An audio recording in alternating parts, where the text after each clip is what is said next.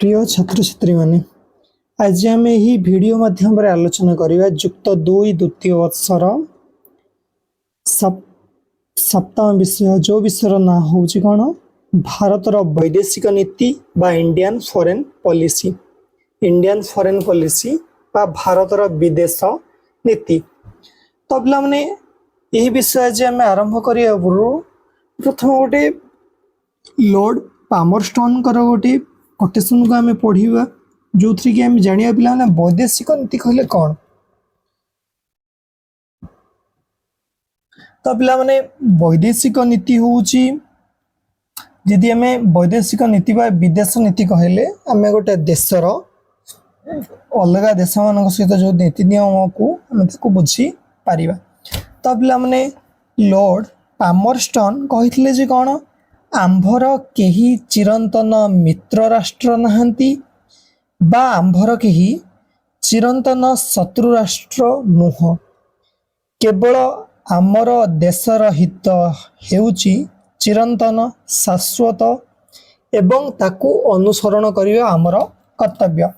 तो लॉर्ड पामरस्टोन कहले जे आम देशर केही चिरंतन मित्र नहांती बा आम देशर केही सबुदिन पे मित्र नहांती कि आम देशर केही सबुदिन पे आउ कौनसी देश शत्रु नुह केवल आम देशर हित हेउची चिरंतन शाश्वत आम देश पे जहाँ भल आम देशर हित जो थे हम आमे ताकू ही अनुसरण करिबा।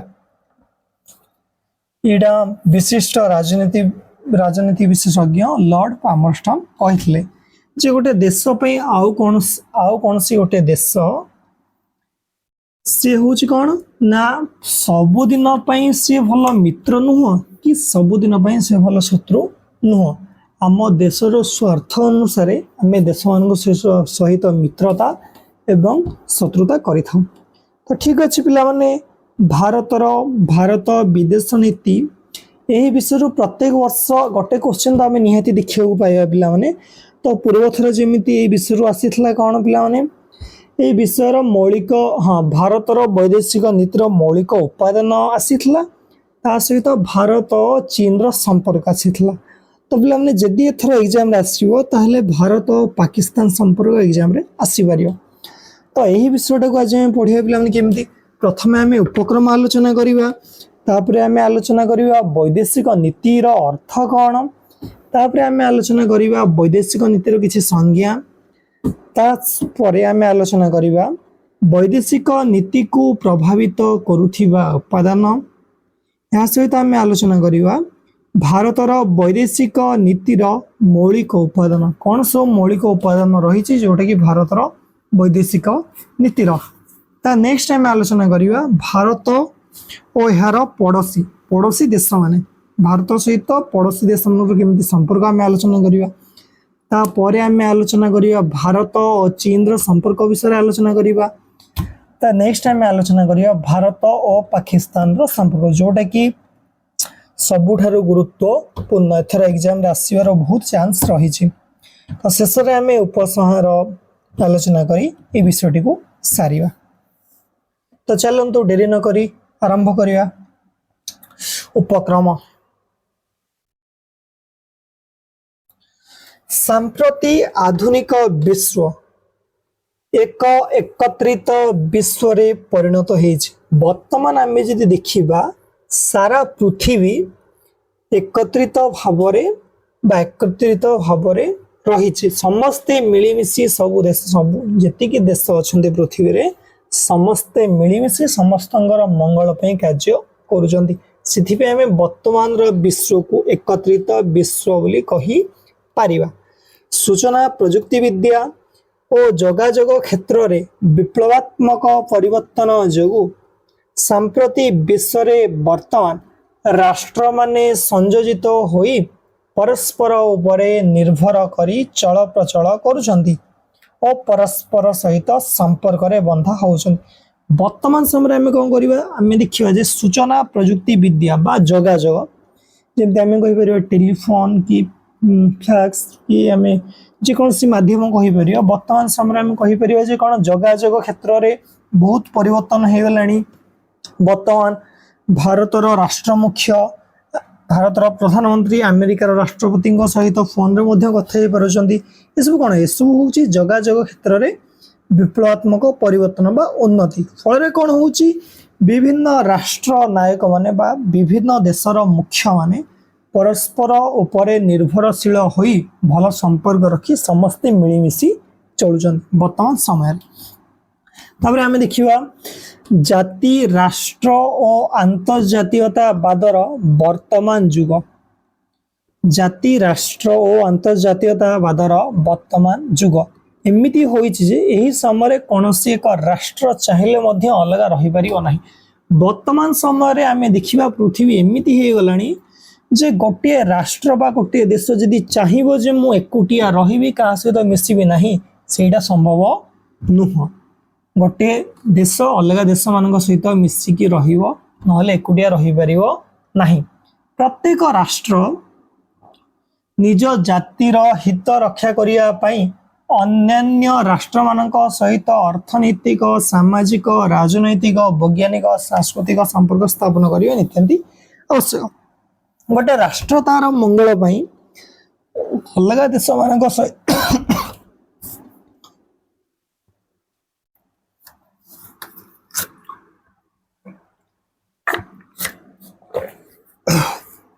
विश्व रे जो विभिन्न देश माने अछंती गोटे देश विश्व रे आउ जो देश सब रही से सहित अर्थनैतिक सामाजिक राजनैतिक ये सब संपर्क स्थापन करने निहाती आवश्यक।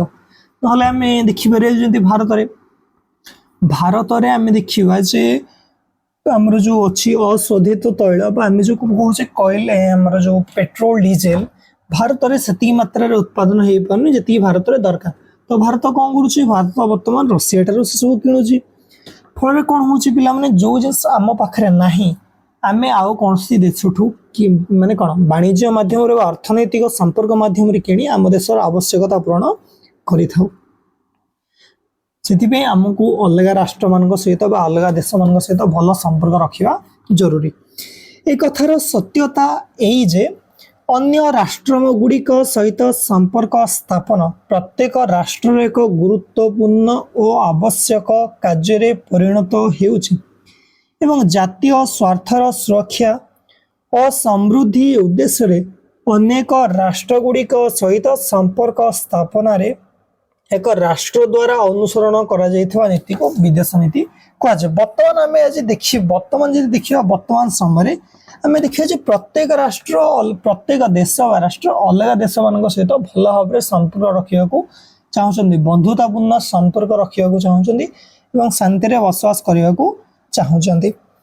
नेक्स्ट आम देखा जातीय स्वार्थर सुरक्षा और समृद्धि उद्देश्य रे अन्य राष्ट्र गुड़िक सहित संपर्क स्थापन रे एक राष्ट्र द्वारा अनुसरण करा जायथिबा नीति को विदेश नीति कहुए। तो विदेश नीति क्या कहुए निज देशर स्वार्थ एवं देशर विकास पई अन्य राष्ट्र मानक सहित बा अन्य देश मानक सहित आमे जो संपर्क स्थापन करिथाउ से संपर्क स्थापन समय रे आम देशर आमे किछि नीति निर्धारण करिथाउ सही नीति को विदेश नीति बोली कहुए।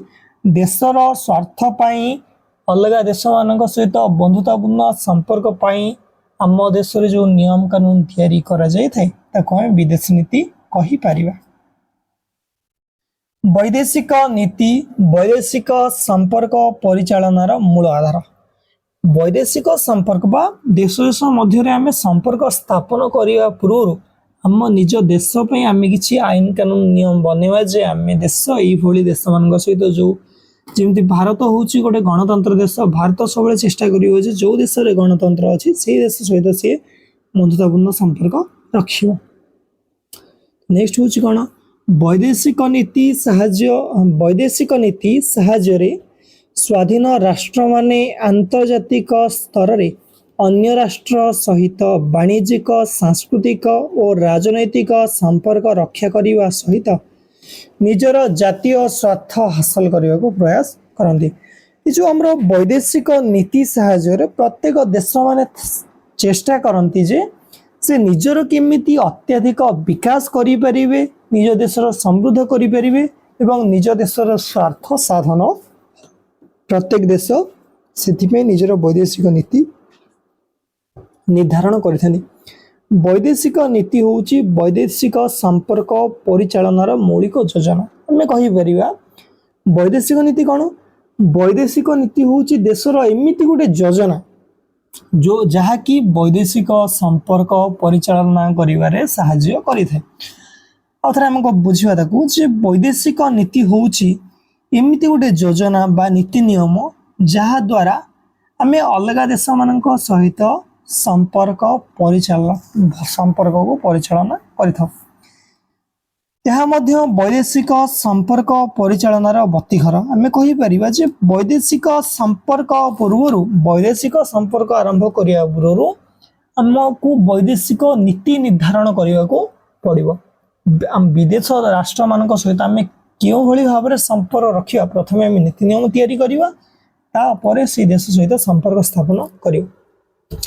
यह मध्य यह को आधार करी एक स्वाधीन राष्ट्रर आंतर्जातिक संपर्क निर्धारण और परिचालना होता है।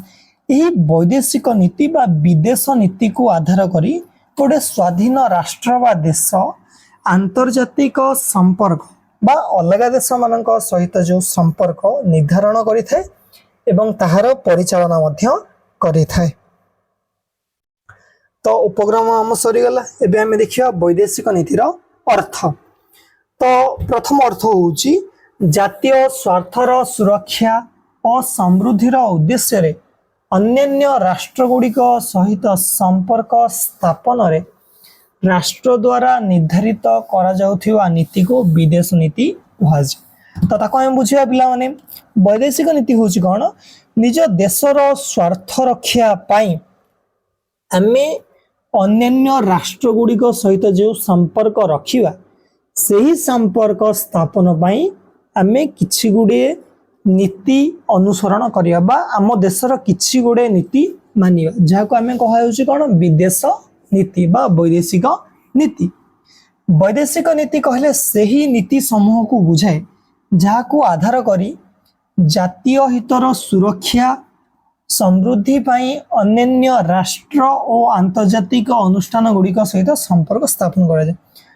वैदेशिक नीति बा विदेश नीति सही नीति बा नियम को बुझाए, सही नीति बा नियम को बुझाए जहा फल रे आमे हम देशर स्वार्थ पाई अन्य देश मानक सहित संपर्क रखि परिबा एवं अंतर्जातीय संगठन मानक सहित भी संपर्क रखि परिबा।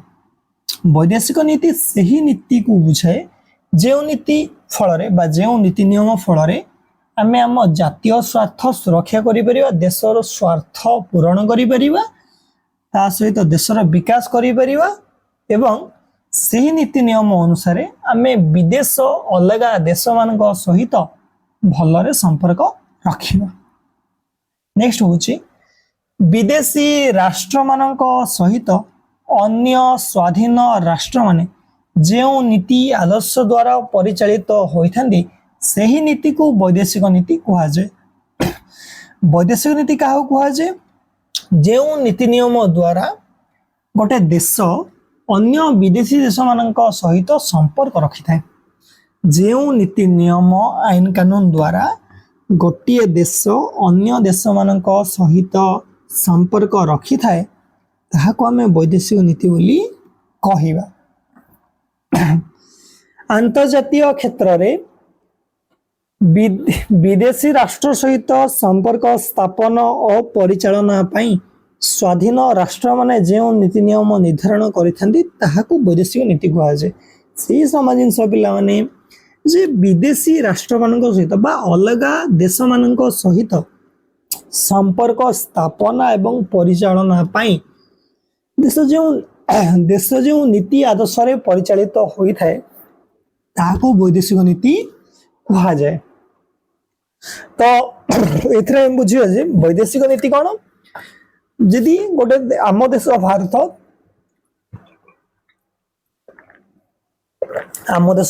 भारत जदि अलग देश मानक सहित संपर्क रखा चाहूँगी बा से संपर्क परिचालना करने को चाहूँगी से से किछि नीति नियम को मानि चले आउ से नीति नियम को विदेश वैदेशिक नीति कहा जाए।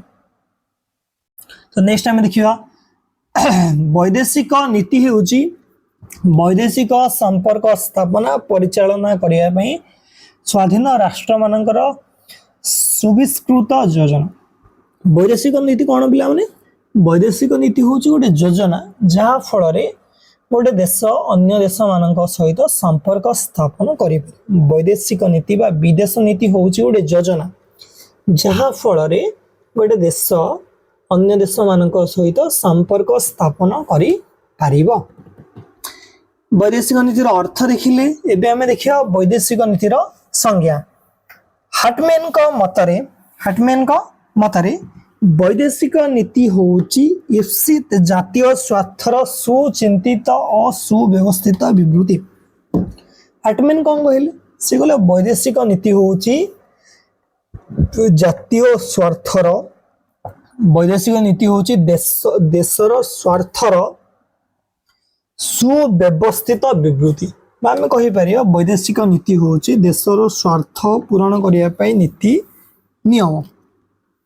वैदेशिक नीति हूँ देशर स्वार्थ पूरण करने विभिन्न प्रकार नीति नियम। रत्नास्वामी कहती रत्नास्वामी कौन कहले वर्तमान वैदेशिक नीति माने सही नीति और प्रथार समाहार जहाँ गोटे राष्ट्र अन्य राष्ट्र गुड़िक सहित संपर्क को नियंत्रण करे।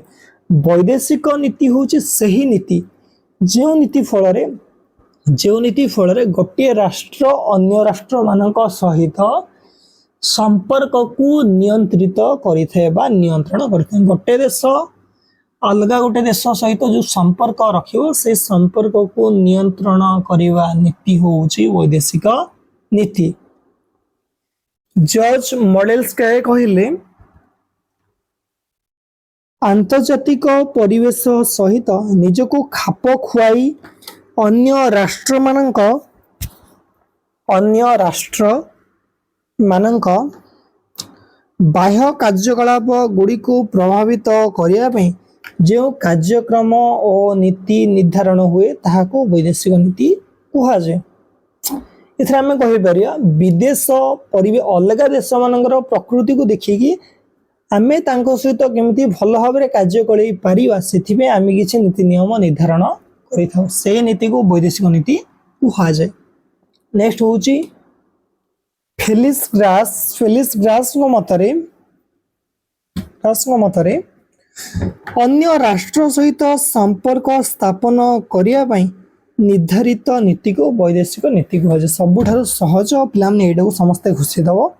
फेलिस ग्रास मतरे अन्य राष्ट्र सहित आउ गोटे देश सहित संपर्क स्थापन करने भारत तार आउ गोटे देश सहित संपर्क स्थापन करने निर्धारित नीति जो नीति नियम निर्धारण करिथाए ताको वैदेशिक नीति कहा जाए। तो पिलाने आम जदि वैदेशिक नीति देखिबा बा विदेश नीति देखिबा जे गोटे देश आउ गोटे देश सहित जो संपर्क रखिया पाई गोटे देश आउ गोटे देश सहित संपर्क रखिया पाई जो नीति तैयारी करिथाए गोटे देश आउ गोटे देश सहित संपर्क रखिया पाई जो नीति निर्धारण करिथाए ताहाको वैदेशिक नीति कहा जाए। ठीक अच्छे पिलाने तो आज वीडियो रे एतिकी था ये वीडियो रे। तो नेक्स्ट वीडियो रे आमे आलोचना करिवा भारतर वैदेशिक नीति को प्रभावित करुथिबा उपादान एमिति कौन सब उपादान अछि जहाँकि भारतर वैदेशिक नीति को प्रभावित करिथाए।